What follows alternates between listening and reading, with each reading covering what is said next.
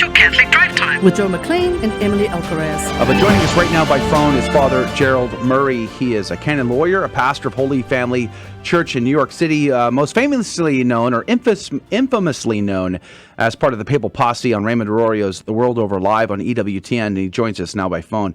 Good morning to you, Father Gerald Murray. Good morning. Praise be to God. Thank you for your time today. We're very glad you're on with us. You wrote this article, Germany's Schismatic Synodal Way on the Catholic Thing. There's been so much news coming out of Germany over the last few years. The average layperson who's just trying to get by is probably very confused. What in the world is going on in Germany, and why should it matter to the average layperson? Father Murray, what can you tell us?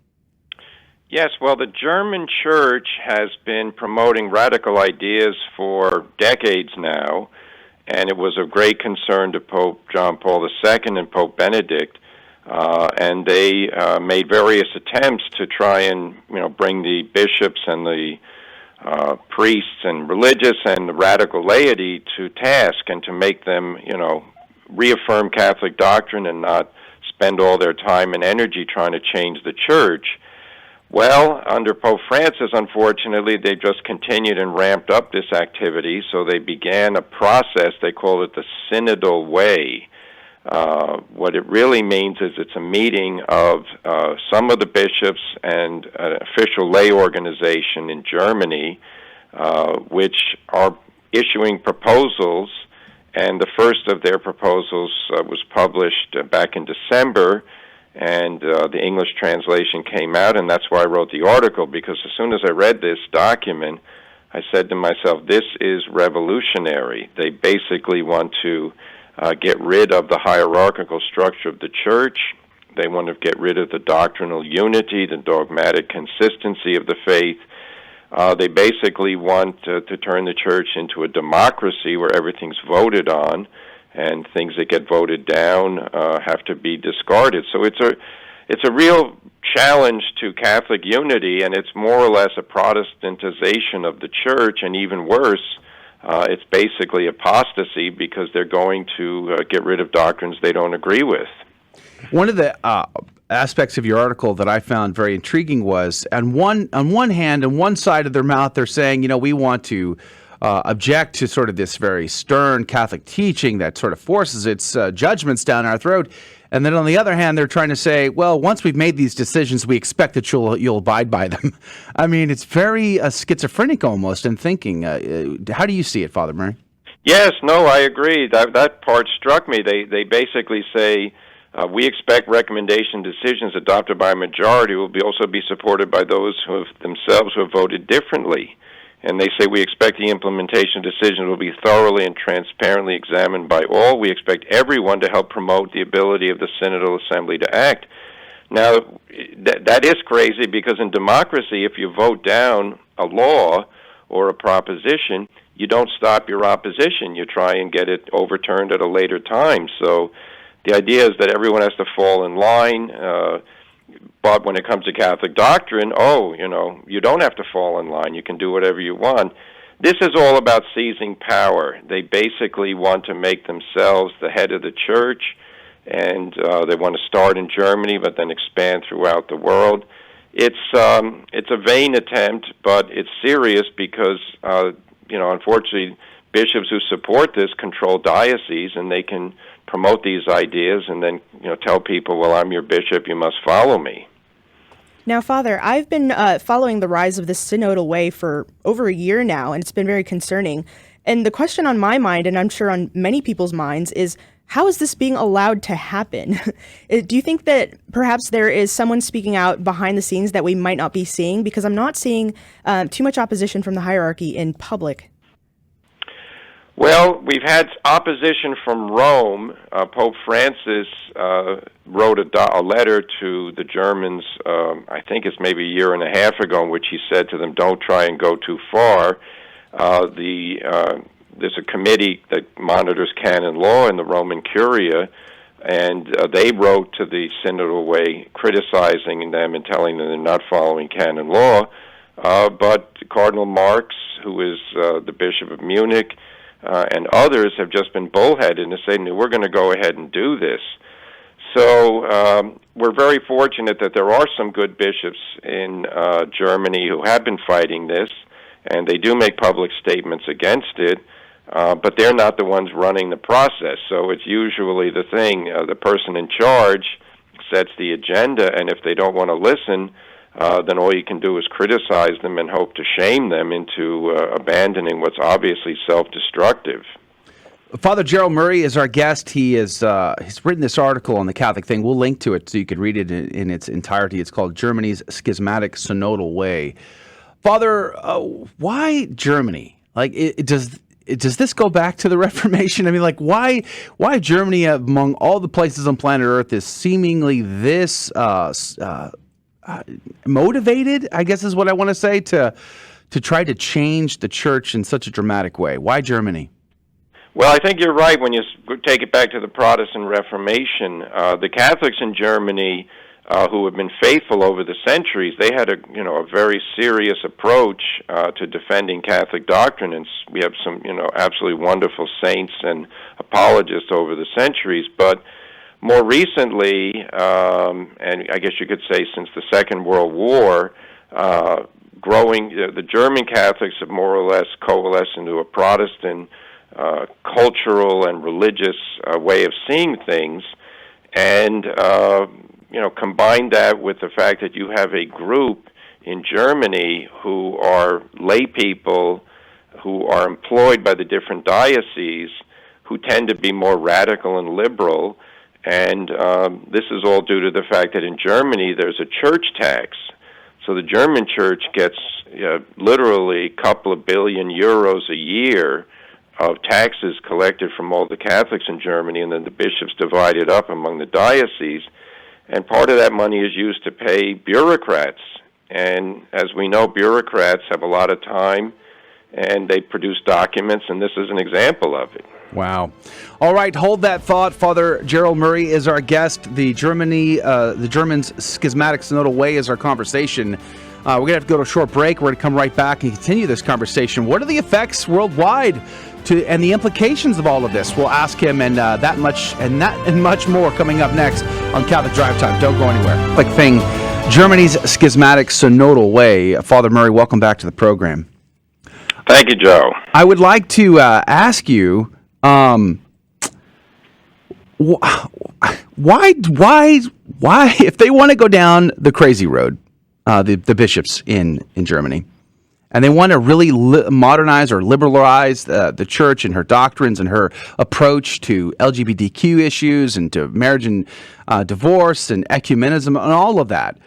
It seems like all of that has already been done in the Anglican side, and the Episcopalians and among the Protestants. Why don't just join them? Why force the Catholics to change? Well, this is a sad reality that people, these bishops are in charge of their diocese in Germany, and they want to stay in charge, but they want to have this new radical way of doing things. If they were to abandon the Catholic Church, they would lose everything. They would be, just individuals in search of some kind of new authority. So they're basically subversives out in the open. They're bound by their oath. Bishops have to support Catholic doctrine. Canon law requires them to be teachers of the faith, and here they are. Some of the German bishops have come out saying that the Church should have a blessing ceremony for so-called same-sex marriages or homosexual unions. Others are saying that the Catholic Church has to change her teaching and say that homosexual activity is no longer a sin.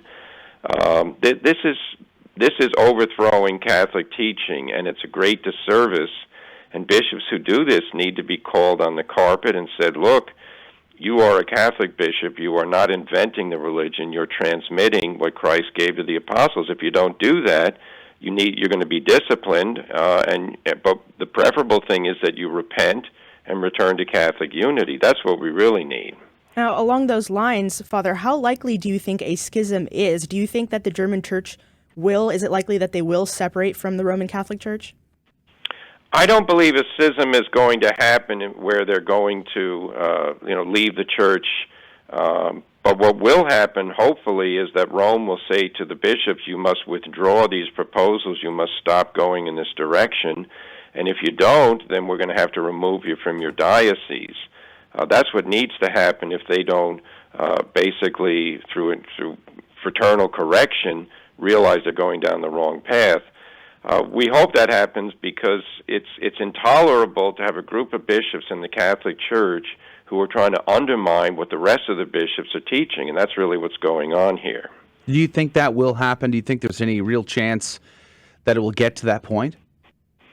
Well, we'll see. I don't, the crystal ball is not, everybody's got their ideas about the future. We don't know. I certainly, the Pope has expressed his dissatisfaction with this in the past, and I hope he will continue to do that, but now exercise his papal authority and tell them to stop, because, it's really a shame that we have to be discussing this matter when this matter should not even be brought up. I mean, the idea that a group of Catholic bishops would promote the idea that everybody from Pope down to parish priest should be elected by the faithful and then can be removed from office if the faithful aren't happy with them. I mean, this is ridiculous. This has nothing to do with Christ, the Good Shepherd, founding his church on the apostles.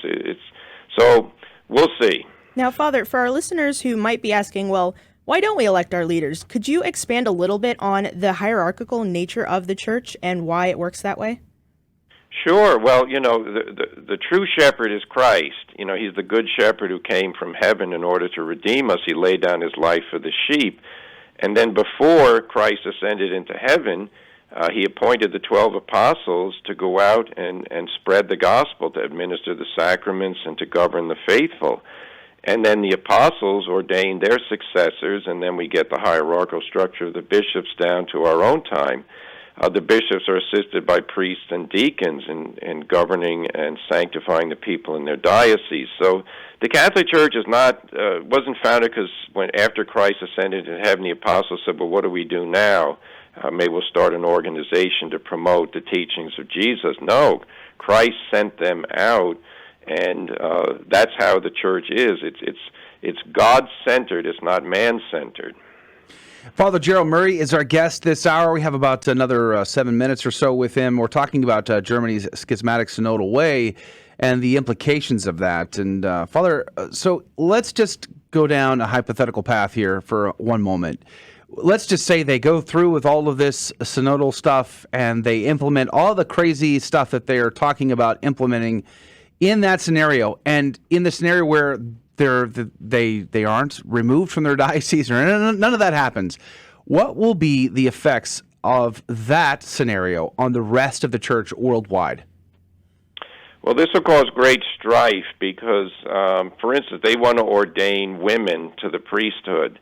So if a German bishop went ahead and did that, he would be excommunicated because that's a heretical act. The Catholic Church teaches that it is impossible to ordain a woman a priest, so therefore he would be simulating a sacrament. He would be committing an act that has no value to it. It's except as a rejection of Catholic teaching, and that's not the mission of a bishop. So this would cause strife because some people would say this man's a heretic, he's no longer the bishop, he'd lose his office, and others would say no, he's just a bold innovator who's, leading the church in the right direction. So there would be strife and fighting. That's what has to be avoided. The tranquility and peace of the flock is the duty of the shepherds. The Pope is the chief shepherd on earth, and we would, encourage him vigorously to prevent that from ever happening. So we'll see what happens, but I can certainly say getting this message out to people will allow them to understand how serious the threat is, that this is not just a group of Germans who want to improve things. This is a group of Germans who want to overthrow the Catholic Church as given to us by Christ. Let me ask you one follow-up question to that then. So in the scenario where they become schismatic and they break away, similar to Henry VIII in England and the Anglicans and whatnot, in that scenario, do you think that there will be a sort of a trend there where there'll be more schismatic efforts in the United States or anywhere else around the world? Do you think that would become more of a trend in the church? Well, there are certainly, groups in the church that promote these ideas. I mean, we have people in the United States promoting the idea that the church should normalize homosexuality and bless so-called same-sex marriages. So those people will be encouraged, but, Catholic unity is one of the precious gifts that Christ has given to the church, and the ordinary faithful, by and large, are not affected by these ideas, thank God.